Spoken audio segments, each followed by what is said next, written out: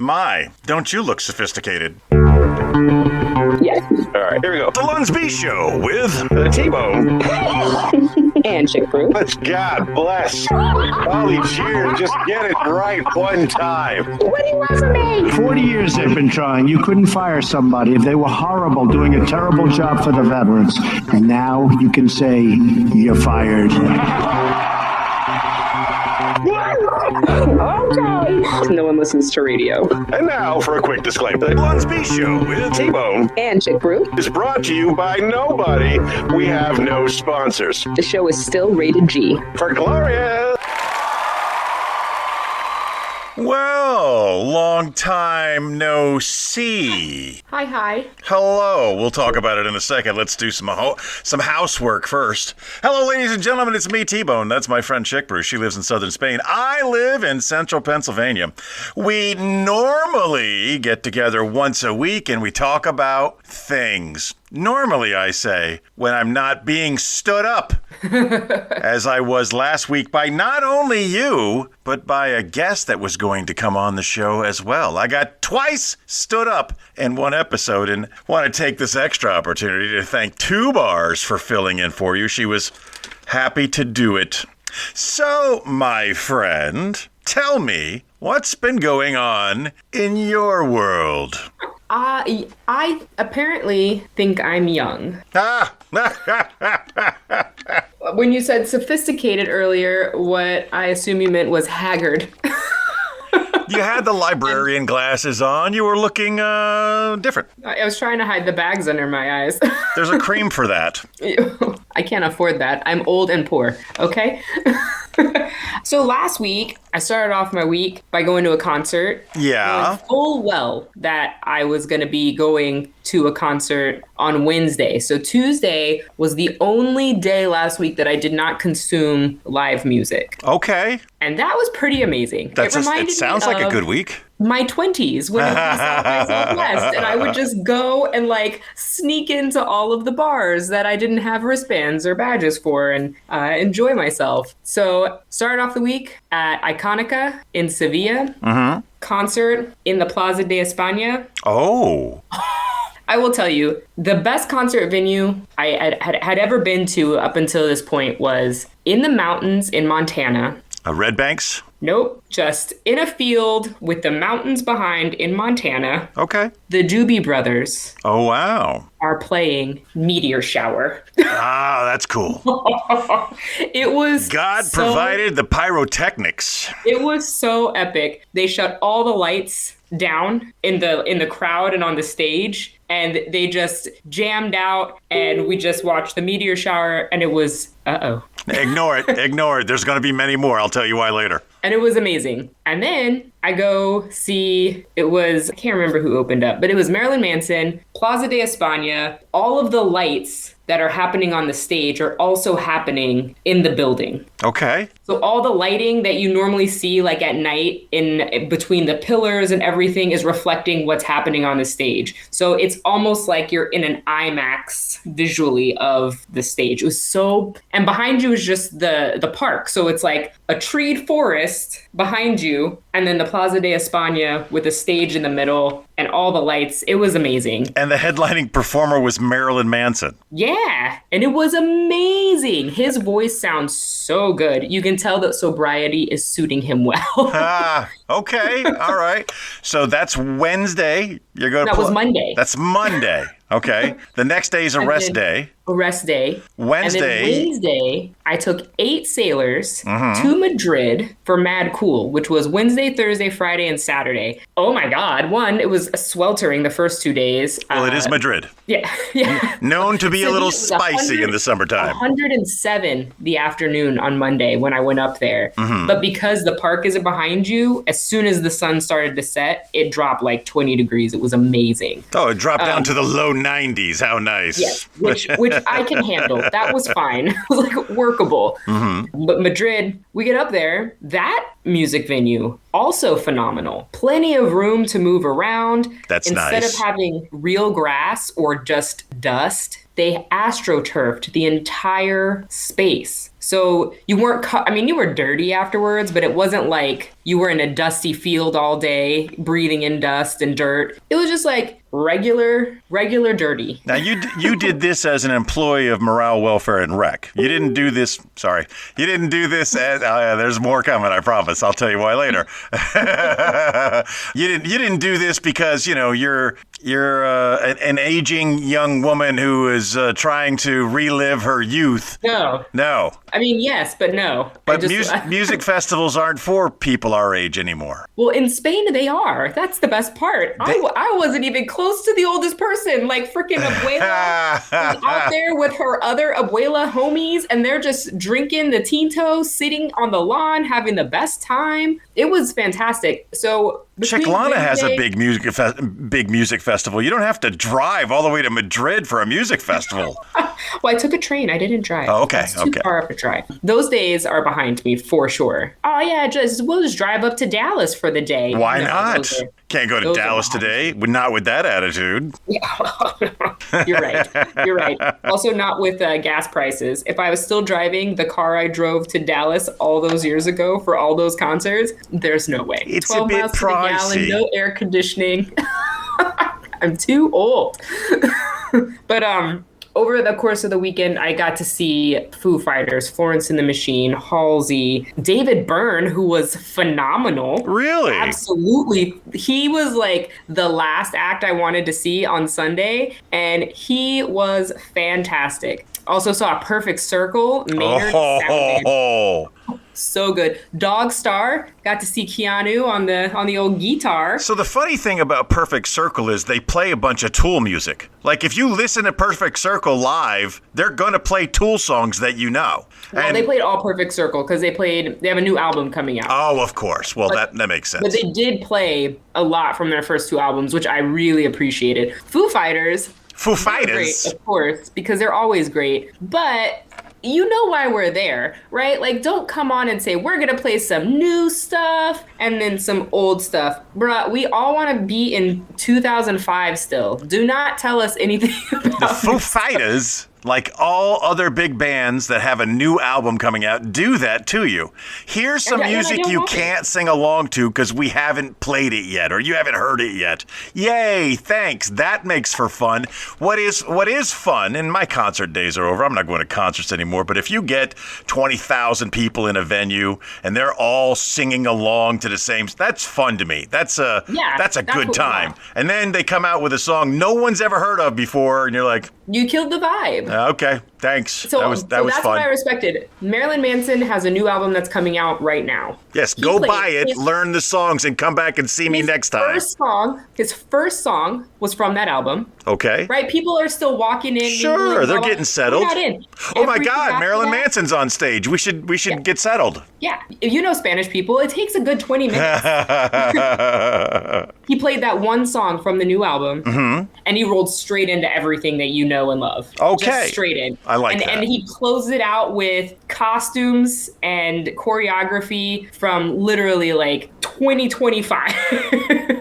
I mean, 2005. It was so kind of created his own genre. He's got it nailed down. He was like my generation's Alice Cooper, right? So that's funny and spot on. I think the only musician I would pay to go see right now is the guy who sings to animals. Have you seen these videos? I saw him the other day singing to a couple of lions. And the first lion comes over to investigate and gets into a comfortable position. And the other lion's like, what's going on over here? And he comes over and he's kind of swaying back and forth. I don't know what it is about that guy's voice or the danger that he sometimes puts himself in singing to these animals, but I want to see more of him. And then last night, I went back to Madrid. I had purchased these concert tickets almost a year ago. So past Christina had no idea what current Christina was going to be going through. Leave yourself a note. It's helpful. Dear drunk Christina. Because you have to purchase concert tickets so far in advance before all the scalpers buy them, and then they become a stupid price. Right. Like, you have to buy them, but they're going on sale like a year out. I might not even be alive. I've almost missed more than one event because of timing. So I went last night to see My Chemical Romance at the same venue I just was at for Mad Cool. Again, fantastic venue. Loved it. And they were spectacular. They played everything I wanted to hear. They played. There was what did the kids say? They ate and left no crumbs. Fully satisfied. That's what the kids are saying now? They ate and left no crumbs? They ate and left no crumbs. There's always something you want to hear, right? Like you go to a concert and there's always that like weird song from an album that you just love so much. And they're never going to play it. You know they're never going to play it. Even when they are touring for that album. That's what the encore's for. They're never going to play that song. They should play every song on the album. They should literally start at the beginning and work their way through the entire album. I know what's next because it's song number 4 on the album. That's what I want. But I will say the closest I got to that was last night. My Chemical Romance played, they played stuff way back to like 2001. They were hitting every single song. It was so good. Well, it sounds like you had a blast. I did. But we have a standing appointment on Sundays. So that situation was train related. Tell me more. So I never want to jinx the train, especially in summer, right? Because anything could happen. Oh, I'm pulling in at this time. Like I had one sailor and he had to take a different train because his leave got adjusted. And that's just what happens when you're in the military. Leave gets adjusted. And he was supposed to get in at 10 p.m. on Thursday. He showed up at 4:30 in the morning because of the train. It happens. There was a wildfire on one of the tracks. So they had to reroute a train to come collect them and then reroute them around. And we were going back on that same track. So we hit a little snag there, a little delay. And when the train stopped, he was sitting next to me and he looked at me and he goes, "Oh no." I was so mad. I was like, no. We're going to be good. We're going to be good. It's going to be fine. And we just rolled in. We rolled in late and there's nothing you can do about it. And by the time I think we rolled in at like 9. And then by the time I got from the base back to here, we were at almost 10. And then I had to take a shower because I'd been on a train. And then we're at 10:30. And then I sat down in this chair and went like this. What you can't see is she fell asleep in the chair. I think you all predicted what she was going to do, but that's exactly what she did. I was like, you know what? I felt okay. That was the dumb thing, is I felt okay. So I put my shirt on and I sat down and I had my phone and I was gonna be like, can we do this now? And that's not good business. No. No, because, of course, I would have been happy to try to, but from the moment I was like, I don't want to open up the text to remind you of what the text is like, hey, the usual question, what time are we doing this? And your response was like, I'm on the train. I don't want to jinx it. I think is what I said. And then I don't hear from you again at all. Did you think I died on the train? There are fires, there are terrorists, there are earthquakes, there are tsunamis. Anything is possible. What I do know is that was the last thing I heard from you for days. Not like, hey, I just got back, I'm too tired, what about Nothing. I'm home safe. Tired until I sat down. But there was so many times you got time to talk to the kid in the train. It's going to be okay. Hold on, let me text T-Bone, let him know I'm okay. I'm home, let me text T-Bone, give him the old MC. Maybe later, talk to you. Nothing. You don't worry about me. You ghosted me. And I have to answer to the producer. Like, are you guys taping today? I don't know. Last I knew, she was on a train. I don't even know what that means. Is that code? Is it code that she's been kidnapped? I don't know, because I haven't heard anything from her since. Next day, so you guys doing it tomorrow? You doing it today? I don't know. Still haven't heard from her. Not a peep. So it's not until like Tuesday that I realize I got to come up with a contingency plan. If you're dead, somebody's going to have to fill in. And that's when I reached out to TuBuar, and she's like, oh, of course. But excuse. How about tomorrow? Sure, we'll do it tomorrow. And then tomorrow comes along, she goes, how about tomorrow? I'm like, okay, how about tomorrow? Because it's always something. So with moments to spare, we got an episode in on Thursday or whatever day it was. And then, of course, I had to edit it up because she's a tiny little foul-mouthed woman. She likes to slip in the bad words, even though when she's been told not to, and I got to bring in the Rupert sensor to get rid of it. And I wanted to talk to you about my vacation, and then she's there, and I felt dirty. If I would Well, tell me about your vacation, because I saw the one photo that you were like, I got in trouble for not posting this photo, and I was like, this is the best photo I've seen of you guys in years. Well, it's been a few years. So I had a vacation for the first time in several years. A lot of reasons for that. Number one, still recovering from my surgery. Number two, the passing of Zeus. It just felt like we needed a vacation, and neither one of us had a good vacation in a while. Thanks to Norwegian Cruise Lines that's now sailing out of Philadelphia. It was super convenient. It's a 2-hour drive. It's actually like a 10-minute drive to get to Philadelphia, and then it's an hour and 50 minutes in Philadelphia traffic. It's pretty simple, and they don't have the cruise port set up there, so you have to park at a hotel in the middle of nowhere, and you have to process through the hotel, park at the hotel, and catch buses from the hotel to the ship. It's actually, if everybody just follows the process, it's a real simple process. But here's something that happens. We are in the queue to drop off our luggage. It's very simple. You in your car and your luggage, you drive until a porter takes your stuff from you, and then you drive to the parking lot. But some creative genius, and I know exactly what he was dealing with. He was dealing with a wife like I was, like all of us were. He's driving his car way up in front of us, and his wife says, you know, it'd be a good idea. Strangely, she sounds like my wife. Why don't we just take out our luggage here, and I'll walk it over there, and then she started doing that. Now that's going to hold up the line because she's unloading her car before it's her turn to unload her car. Guess what? The people behind her are having the same argument in their car. You see, they're doing it. We should do it too.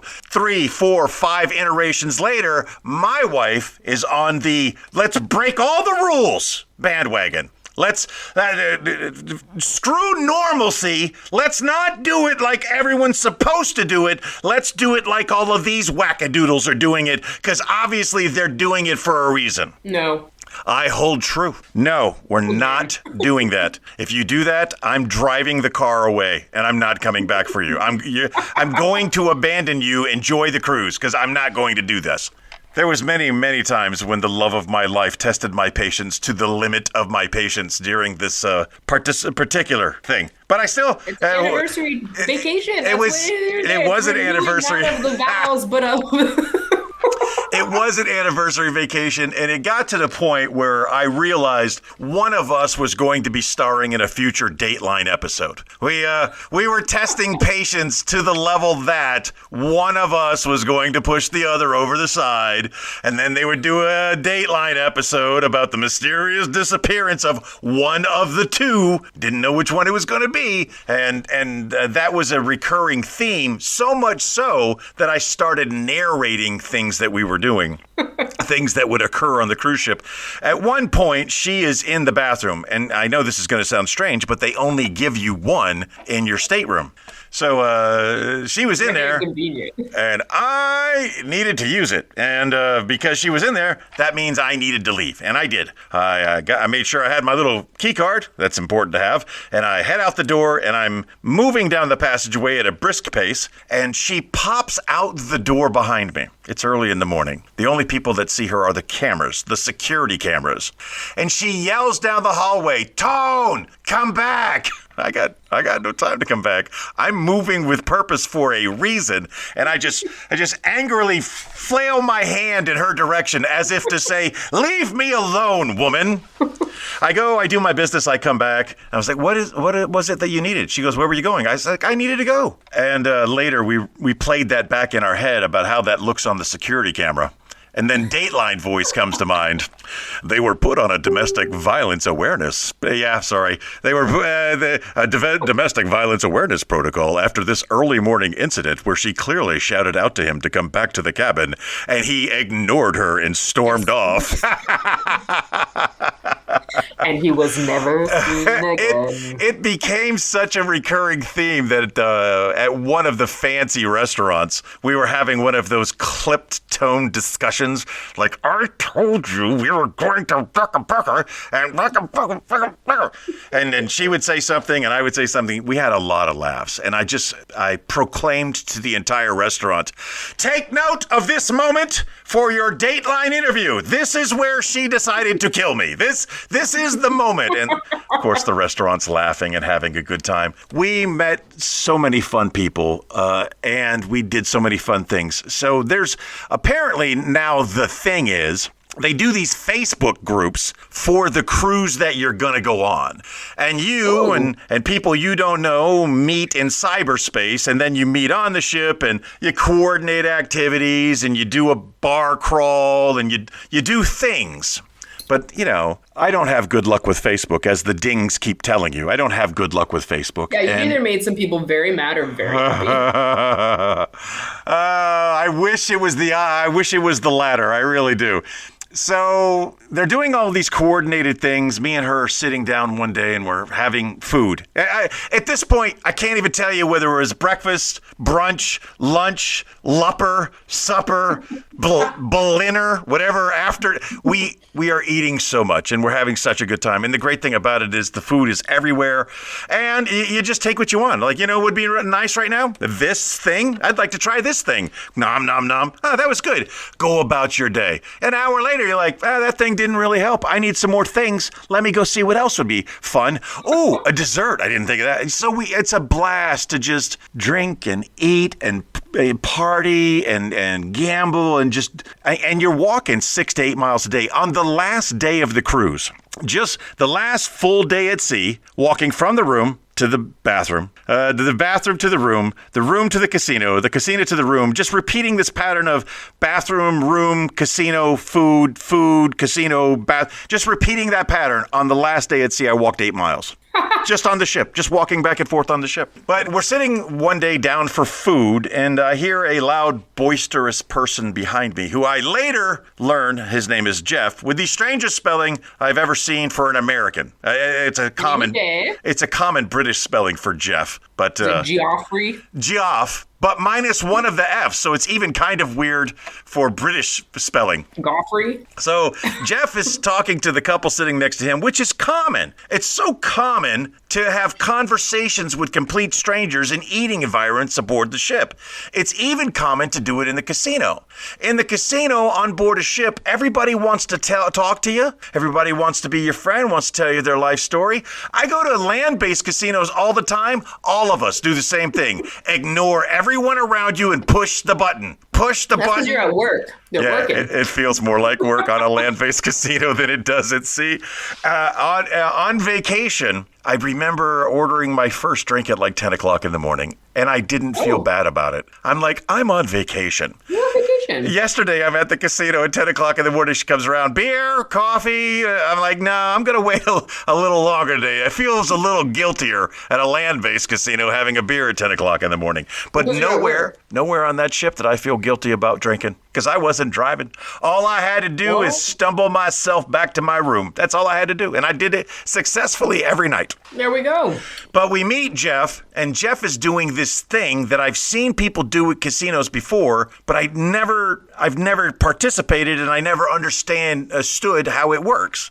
Basically, you get a bunch of people together. They all donate a certain amount of money, and then you take that money into the casino, and you divvy it up. Like, you give $5 spins, 6 of them, that's $30. Everybody puts in $30. They all go and they sit at a machine that takes $5 spins, and everybody plays their 6 spins. It's fun to have a cheering section with you when you gamble. And if you win, which you could do, if you win, then the jackpot is split amongst all of the people that are playing. So this is the only way I've made $30 in a casino last 2 hours. That's the only way I've ever done it.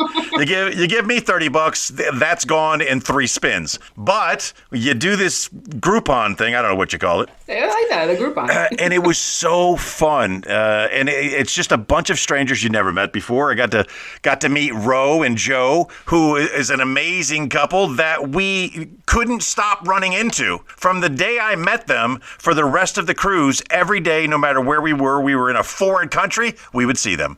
We came back from a foreign country, we would see them. And they're a delightful couple, and I loved talking to them. They are 35 years. They were celebrating their anniversary. 35 years.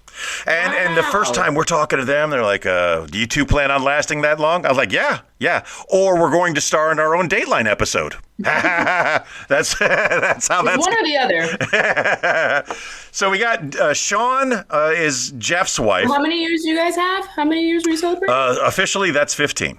We just did 9. Yeah. Good for you. Huh? About to hit the double digits. About to get to a point where there's and then it all fell apart. No warranty. Yes. Oh. They were on their 9th anniversary, and then it all fell apart. So Sean is Geoff's wife, and I don't know how to spell female Sean. I don't know how to do that. I know female Sean. Okay, how does she spell her name? I think with a W. Oh, the old, like a Tyshawn. No, I don't know. Like the normal way to spell Sean. Okay, yes. In this week's Magic Mirror. You get that? I don't know. Last week in the Magic Mirror, I put a $sign in there just because I was confused. There we go. But yes, some of the highlights, and then Big John. John is also another gambler. We spent a lot of time in there, and we hung out a lot together, and it was really interesting. And I got my own stalker. That was crazy. Oh, go on. Yes. So early, when you're having a day at sea, that means the casino's open all day, but the staff doesn't really show up until later. So I'm sitting there. I'm having a really good day. I'm doing really well. I'm making some money. I'm going to put it all back eventually, but at the moment, I'm up, and I'm up real well. And then this woman just stands over my shoulder and starts supervising my play. What? Yeah, the casino's empty. It's me, my wife, and like 2 other people. And then this woman standing over my shoulder. Nope. And I just keep playing, because this is strange. And my wife from across the casino sees this woman standing over my shoulder immediately and thinks she works there. At some point, I kind of think she works there, but then she comes around and she sits beside me and she starts making small talk. And I keep playing and I've gotten to the point where I'm ready to switch machines. And I say, hey, if you want this one, you can have this one. And she did want that one. So I got up and went to the other side and I started playing over there. And next thing I know, she's back. There's a problem. She put money in the machine and it's all gone. I was like, oh, okay, well, you got to talk to somebody. I don't work here. I'm on vacation. And she comes over, again, later with a staff member and explains to me what had happened. The slot machines are very up to date. Now they're all touch card. You just touch your card up next to the little thing, and it gets your player information on the screen, and you're good to go. And at the end, what you're supposed to do is put your touch card on the machine and kind of check out of the machine. But because I was such a weird situation with my stalker, I just wanted to get out of there. So I forgot to untap, and I went to another machine, and I tapped in, and I started playing. She put her $500 in the machine, and a couple of spins later, I check out of the machine with her $494 on my account. So that's why that's why it disappeared. It was on my account, and when she finally found somebody and they investigated the problem, they came over to me and said, this money is on your card. Can you take it off and give it to her? Sure. No, that's a good side hustle. I will tap, not and skedaddle. So I did all the things I needed to do. I got her money, and she went away. And then later that day, because I'm in the casino all day. If I'm not eating, I'm in the casino. Or taking a quick nap. I mean, I may have needed to nap because we were hard going at it. There's so much to talk about the cruise. We didn't even get into the places where we stopped and the things that we saw. These are just the people that we saw. There was and you're doing your cruise next year, and you're going to Alaska. Yeah, my first cruise. What cruise line are you doing it on? I have no idea. You need to find out, because if it's our cruise line, maybe we could do something. The thing is, we can occasionally hang out, but sorry. Bro, what did you do? You gotta know that our activities and your activities are separate. You're going to do your thing and we're going to do our thing. But if we do go on the same cruise together, we're going to meet up. We're going to see each other. We're going to talk. We're going to have a good time. But we're going to record a show. We could make it. If you give us the details, we could make it like a fan cruise. And, yeah. And then we'll write it off as a tax deduction, which one of the people did. He has his own company. He's in the most expensive suite that you can have. He's got his children with him on the cruise and brags to me that it's a symposium and it's a complete tax write-off, the whole cruise. He doesn't know that I'm a tax collector. He doesn't know I work for the IRS, or I could be, or there's a reward for turning in people who do stuff like that. He doesn't know. I could be a rat. Nice guy, though. I was thinking about writing a book. Okay. And I was thinking about it taking place during a semester at sea. Okay. So then I had to do some research, right, on what that looks like. That might be your real retirement job. Semesters at sea? An elder on the semester at sea. There are people who go and they just are there to provide mentorship and guidance. And this is what I do. Youth. I am a youth mentor, and I have been a youth mentor for a very long time.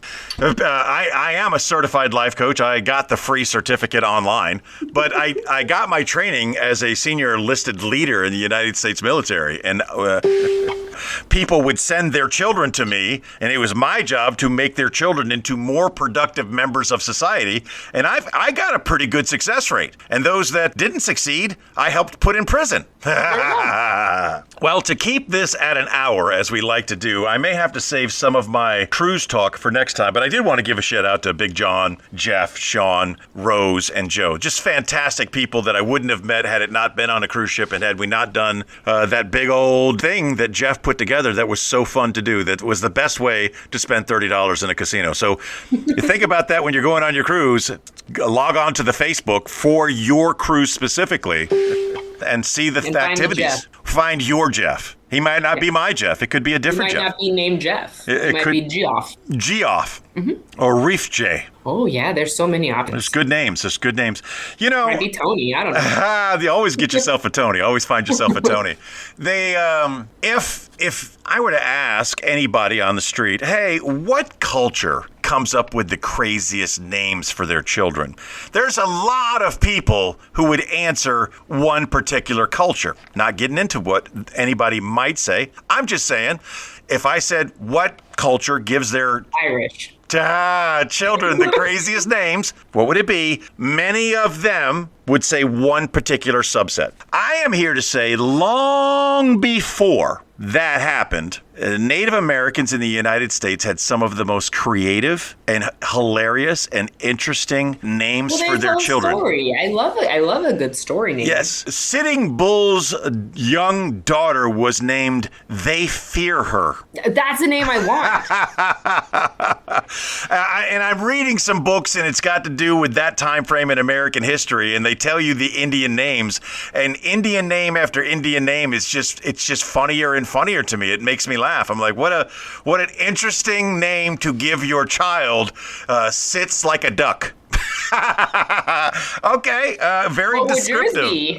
What would my Indian name of your be? I don't know, round at the belly? And you, what would yours be? Can I pet that dog? 100%. I am She still. who hoards beagles would be.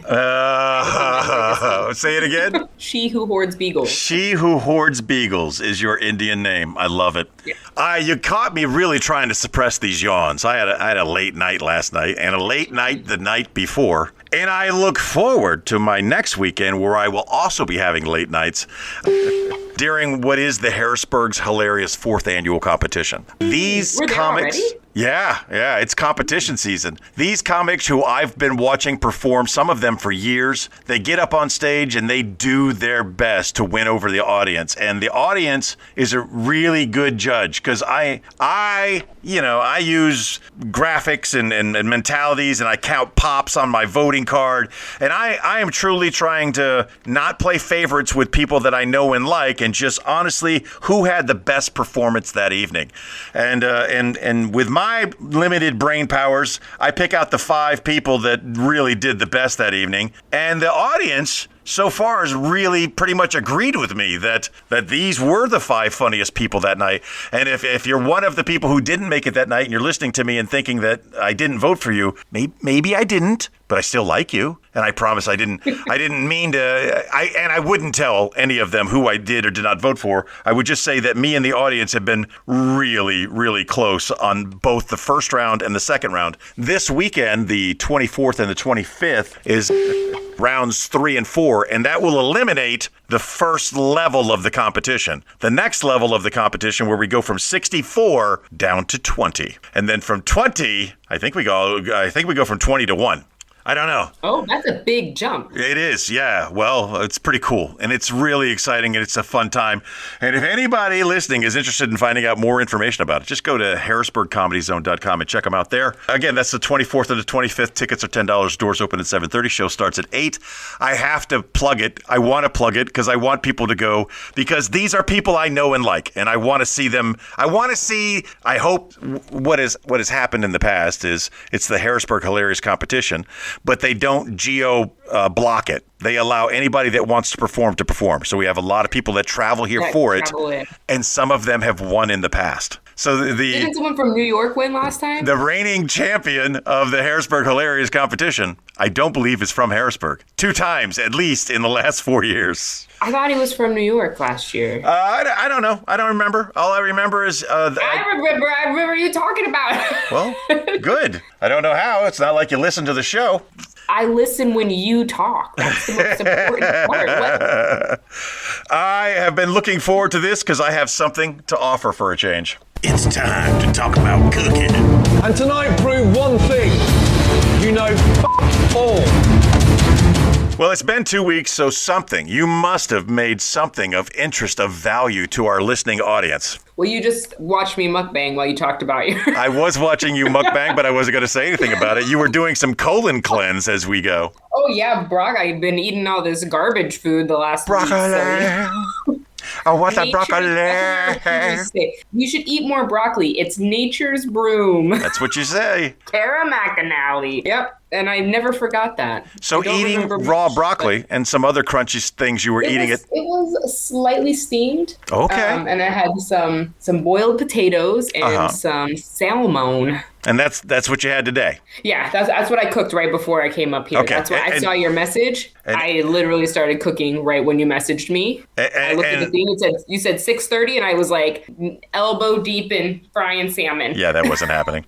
So going back, since you got back from Madrid, have you made anything of interest at the listening audience? I got back from Madrid at 5:30 today.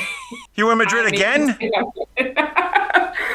When we were supposed to record last week, you were coming back from Madrid. Back here. Okay. Yes. Since that time, I left for Madrid yesterday morning to go to a concert last night and to meet up with the manager. Who's finally coming back from her vacation. Yes. Okay. So we met up. Went to a concert. You met at the concert. We came back on the train today. So our resident chef, I forgot to mention this, just in case you don't know, she is a chef.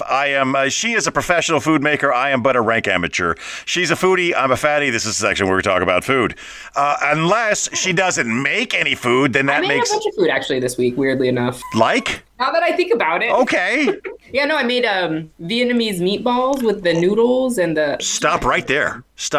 Tell me more. So my favorite is the charred pork with the vermicelli. I can never get the marinade right. Okay. I can never get it right. Practice. Yeah, I practice a lot. She's shaking her head no while she says that, which is telling me she doesn't practice Vietnamese meatballs very much. No, meatballs I make because they come out outstanding every time. Vietnamese meatballs. The charred pork strips, when you go and it's like the pork and it's all crispy. That I can never make. If there's something in the marinade, it's always wrong. But the meatballs, every time. Okay, when I said you got my attention on the Vietnamese meatballs, I want to know specifically about them. Making the meatballs instead. Turns out they're way better. I want to know how to make them. How do you make a Vietnamese meatball? You take ground pork. And you make a little marinade to go in the pork. So I put ground pork. I don't use soy sauce. I use the cocoa aminos. Okay. Fish sauce. I put in a bunch of ginger, lemongrass, shallots, garlic, salt, pepper. All the spices. And red pepper flakes. Okay. I put it all in and I mix it all together and I let it sit overnight. Oh, you just let those flavors marinate. Yep, 24 hours. I do it the night before, go to work, come home, and then after I make the pork to put away, I make all of the accoutrements that go with it. So the fish sauce with the rice wine vinegar and the bird's eye chilies, chop that up, put a little honey in it. So good. So good. The noodles, and then I make pickled cucumbers and carrots and radishes and chop up a bunch of basil and mint and cilantro and lime. And then on the day of, it's really like the best because you can kind of prep that stuff all week long. All week long. You only have to spend long enough to cook the meatballs. So you make the meatballs, I put them in the pan, I sear them up, put the lid on so they steam in all of the juice that cooks out, and then build a bowl. That sounds awesome. Noodles, and so good. I learned a trick recently using a ladle on how to make stuffed rice balls. I'd never seen this before, but you put your rice inside the ladle, which is a perfect half circle. Oh, yeah. Not a perfect circle, a callback. Yeah. You take your ingredients and you put it in the center, and then like a snowball, you just take the rest of it and cup it over the top, and you got yourself a perfect little arancini waiting to be fried. Ha, ha, ha, ha. You sent me a photo. I'm not looking at the photo. You started talking about Vietnamese meatballs, and you said something, whatever it was, and it sparked a memory from my recent vacation. Gourmet apple smoked thick bacon as an appetizer at the fancy restaurant, at the fancy steakhouse. And I was so puzzled by that. I was like, who would make bacon an appetizer at a steakhouse? And because you can order anything you want, I did. I would like to try that. And they bring it out, and let me tell you, I'm going to show you, and you can see, and I will describe the distance. It's about the distance of my fingers. I would say 3/4 of an inch thick. It is like a Florentine steak thick. It's thick. Thicker than my thighs. Got it. And it is so good. When you think, especially as a person who suffers from heart disease and cardiac and stuff, I don't eat a lot of bacon, obviously. But I was really interested in this. And then they bring it out to you, and it's so thick, and it's so delicious. And the fat is not good for you. The meat's good for you. The fat's not good for you. But it's so thick, you could just cut it with a knife, and you just trim that fat right off, and you have beautiful, thick pork steaks that are smoked in an apple sandalwood bit. Oh my goodness, they were so good. And I was being reserved. I'd take a little slice and eat a little bite.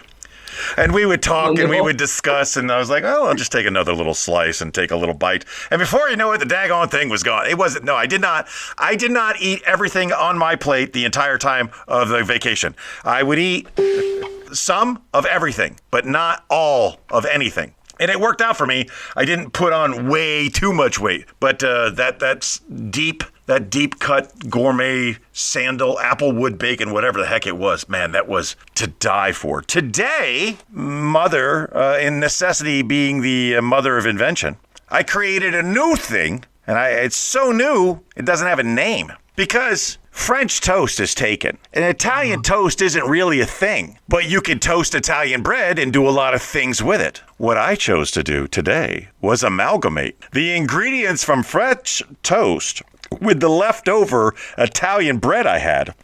I sliced up my Italian bread real nice, laid it down, took all the French toast stuff that you would use and laid it over the top of it, and then did the flippy flip thing, and they were amazing. I think the name I'm going to trademark for this invention that I created today, unless you tell me otherwise. Toasty Tony's. Toasty Tony's. Italian breakfast bread. Huh? No? Because there's no alliteration. People love alliteration. Toasty Tony's. Example given. So that's... Italian Toasty Tony's. I don't know. They were just, and I tried to mix it up a little bit. I didn't want to be 100% stealing from the French. So when I first got them going, I drizzled them a little extra EVOO. EVOO? Yeah, I drizzled them in a little EVOO, and I got a nice little fry going on them there. And then I laid that liquid over the top of them. Then I might have peppered up a little bit, because I'm going to put pepper on it anyway afterwards. So I might have put the pepper in the egg wash. I used a term, and I put the egg wash on all of them, and then I flippity-dippity-dooed them, and I egg washed the rest. Oh, one more thing about food, since we're talking about food. The Latin phrase eureka means, do you know? Eureka, the Latin phrase, means I have found it. Aha! Yes. Yeah, okay, yeah. And what I have found is a local place that sells Thumanns hot dogs. Oh, yeah, that's the ones you were looking for. The imaginary line somewhere between my mother-in-law and me that I could find. No, I just one morning, because National Hot Dog Day is coming up, one morning I decided to ask the Google box, hey, where can I buy these near me? And it sent me on a wild goose chase. I went to a grocery store and an address that it gave me, and I walked in there, and everybody looked to me like I was speaking space language. Thumanns. They had... Yes, that's better. That's so much better. Thumanns. They had no idea what I was talking about. Maybe go to the deli section. I go to the deli section. He's got no clue what I'm talking about. I get back in the parking lot feeling slightly defeated. I get back on the Google box. I was like, yeah, that didn't work. How about another place? And he was like, yeah, right around the corner at a place you've never heard of before. Why don't you go there and check them out? And I did. It was like 3 miles away, and I drove up, and it was a good sign. Because as I drove up in the parking lot, there was a big Thumanns delivery truck. This has got me feeling good. This has got me feeling good. And I park, and I walk in the door, and it's a giant place, and the case is right next to the door, and they're the Franks that I know and I love, and I bought them immediately. I grabbed them, and I'm exclaiming loudly, "Eureka!" And and they're like, "Do you have a membership card?" And I'm like, "Oh no!" I'm like, "No, I'm sorry. I don't have a membership card, but if you don't sell these to me, I'm going to shoplift them." And there's like, they're like, you to know how serious it is. They're like, no, you don't have to have a membership card. That's for discounts. But if you just want to buy them, you can. I was like, good, because I didn't want to eat these in the parking lot and then go to jail. That would have been bad. Because that's what was about to. The police pull up. They just don't know. They don't know. I would have saved some for the cops as they arrived. We have to keep moving. Let's do this. And now it is time for headlines from around the globe. Now, we have to do this because we really let the listeners down last week with TuBuars. Well in advance, I told her, you know what you owe me. You owe me 2 headlines. Okay, I can get 2 headlines. I'll work on it. And the time comes to do headlines. I hit the stinger, and she gives me a headline, and I work with it. I was like, okay, you got another headline for me? Oh, yeah, I got another headline for you. No problem. I got a headline for you. And I hit the stinger, and she reads to me the headline you had read to me the week before. Stop right there. We did that last week. I know you don't listen to the show, but we did that last week. You got another headline for me? Oh, yeah. I got another headline for me. And she does it again. Yes. So now the Stanleys are out there like, hey, where are you getting these headlines from? Because it seems like it's rigged. It just doesn't feel real anymore because you're living in Spain, she's living in central Pennsylvania, and you two are pulling headlines from the same source. Don't give away your source. Don't tell them. I won't. We'll just, I will keep a list of all of the headlines. So if the next time I have to bring TuBuars in an emergency situation, I was like, don't use any of these 50. You got a headline for me? I do.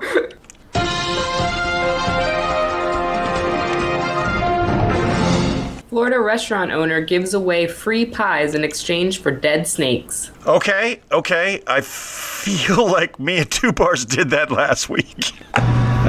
That's not true. It's not true. I'm gonna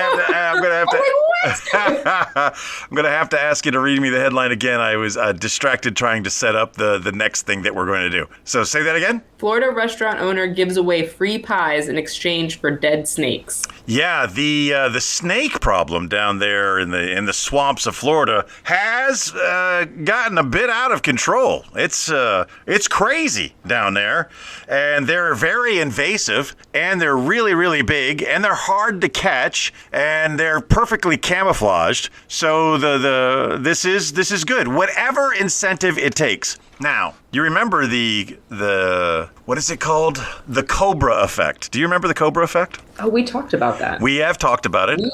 And for the listeners who haven't heard it or don't know what it is, many, many years ago, the British are settling the subcontinent of India.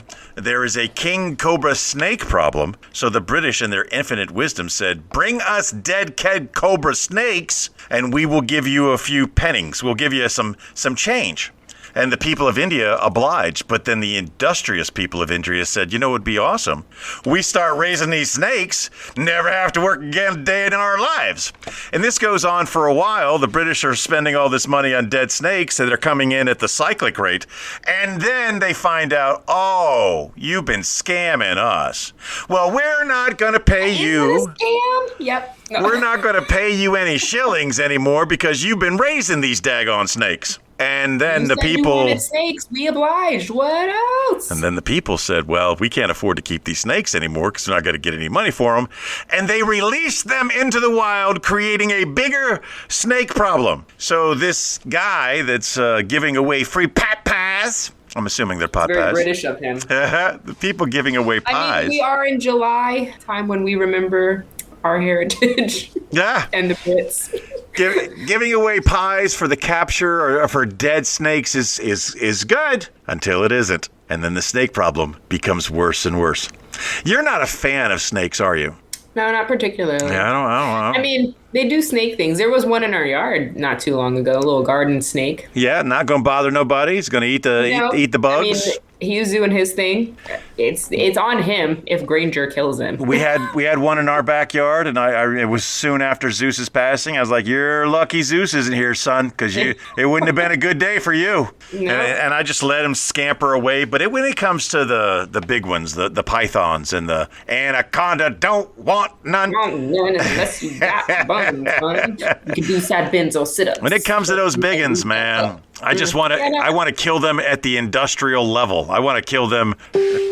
King cobras as well. All black mambas. Basically, I think garter snakes are the only ones I'm cool with. Copperheads, rattlesnakes, all the ones that do bad. But I understand they serve a purpose. And I'm not about killing things unless we're doing something good with them, like eating them or turning them into boots. Boots. I could use, or maybe a nice python skin suit. That would be fun. Oh, that would be hot. Yeah, it would. It'd be my winter time suit. Oh, yeah, more like a sauna suit. We gotta keep moving if we're gonna keep moving. Before we do our next one, okay. A few weeks ago, yes. we talked about Gracie the giraffe who was missing in Texas. She's been found. 2 weeks. She was spotted only 4 miles away from her enclosure. How do you miss that? Because it's dense treelage. There's all them mesquite trees and private property. Perfect place to hide your giraffe. We're moving on. Oh, she's cute.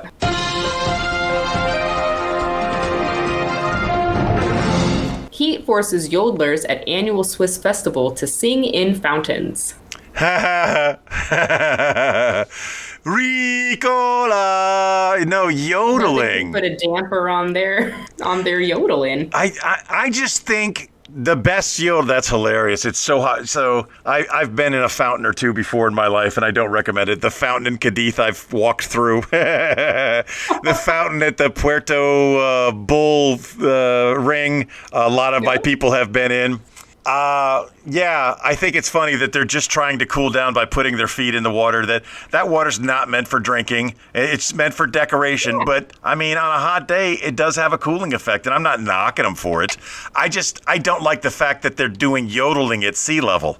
I think yodeling needs to take place up in the highlands where there's an echo where, and where that goes on and on and on. So the fact that they're having a yodeling championship inside a fountain to stay cool, not my biggest problem with this story. My biggest problem with this story is they're doing it at sea level when they should be way up in the mountains.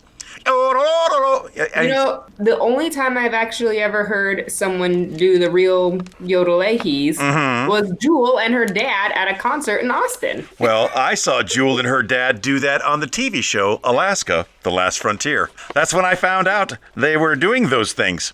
We got to keep moving because we're just trying to fit a lot into a very short time, apparently. Chug along.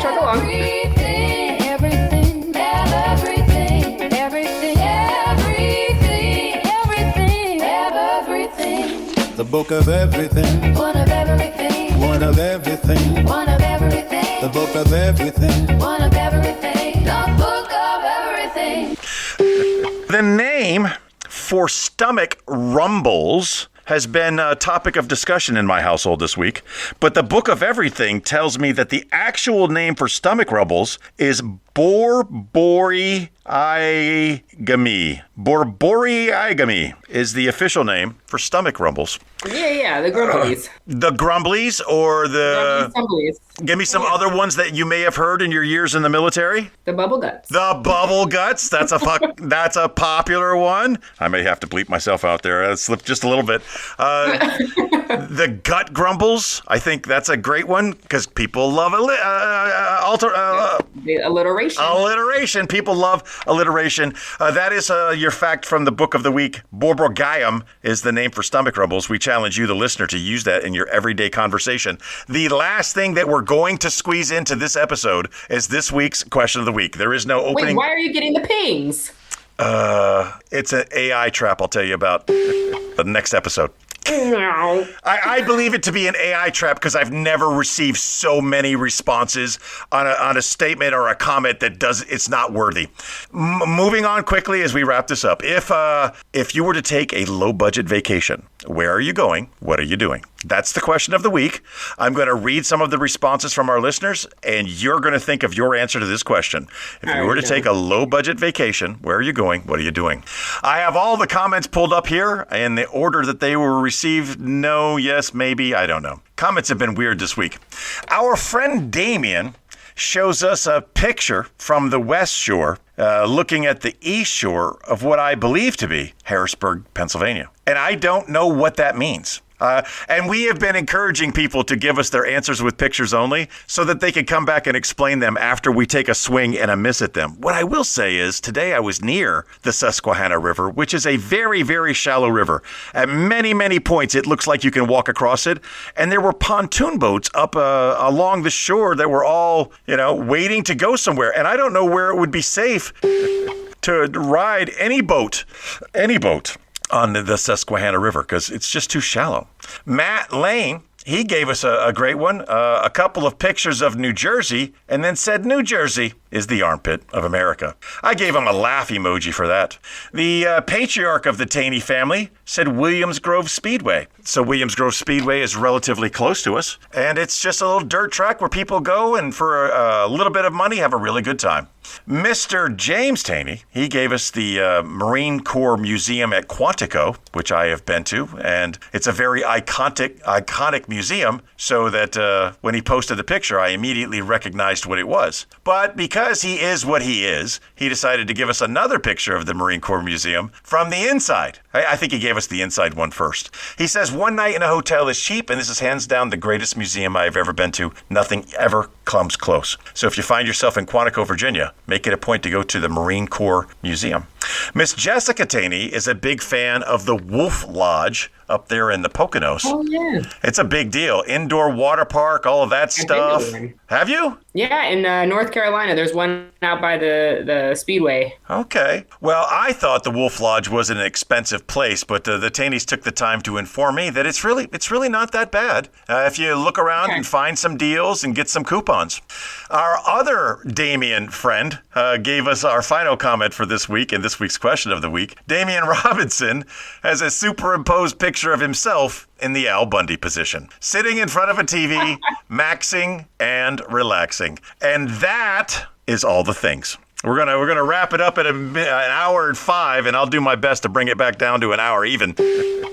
Ladies and gentlemen, I remind you today, as I remind you every day, just be the best person that you can be. And if you were a great person today, we'll be an even better person tomorrow. And don't forget that you are loved. No closer this week. We're just going to skip that.